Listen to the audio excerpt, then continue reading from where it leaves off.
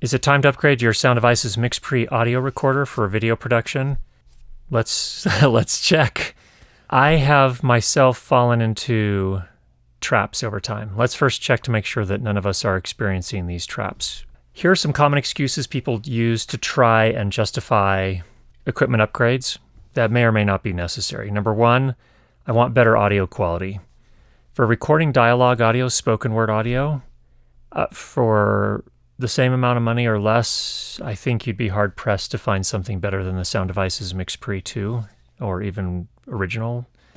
So I think what's in most cases, people that think they're going to buy their way into better sound quality with something that costs more than a Sound Devices MixPre are probably not going to experience that. And if you are experiencing audio quality issues, it's probably going to be something else in your signal chain or your technique.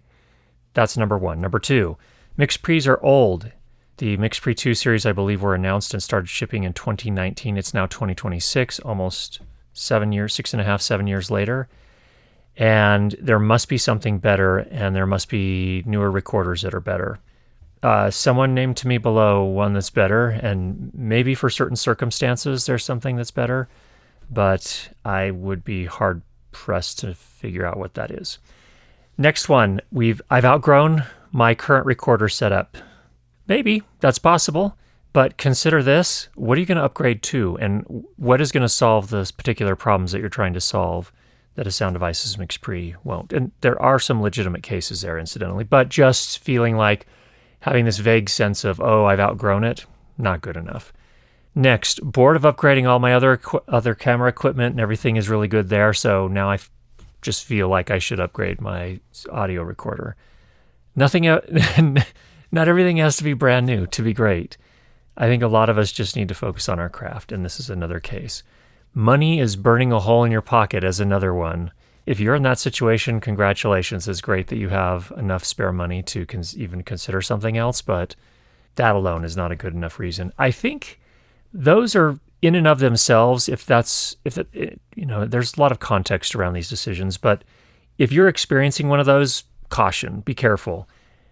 Now, there are legitimate reasons for upgrading. I would say, though, what you upgrade to from a MixPre, and we're recording this one with a Sound Devices MixPre III, incidentally, it's a big upgrade. In most cases, for a field recorder, again, in the context of recording dialogue audio and having a field recorder format.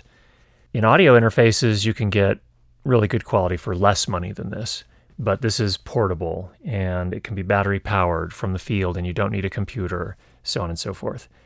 And there can be legitimate reasons for upgrading. If you're starting to do production sound for commercial work or even for narrative work, maybe especially for narrative work that you're getting paid for, that's where it may be time to upgrade from something like a MixPre III. So when you get into a situation where you need to feed balanced audio out to other systems, maybe to a camera, maybe to a wireless system, to other things like that, and you need great flexibility, you need more routability, you need to be able to have flexibility in what goes to the one wireless feed and what goes to a different wireless feed.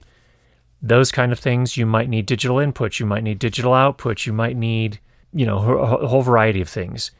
Those are legitimate reasons to upgrade, and in those cases, you're going to have to spend some serious money to get there. So I just want to say here, kind of review really quickly. Is the MixPre perfect? No, it's not perfect. I am a fan, but it's not perfect, and I recognize that it's not perfect. But it does have several things going for it. Its preamp quality is good.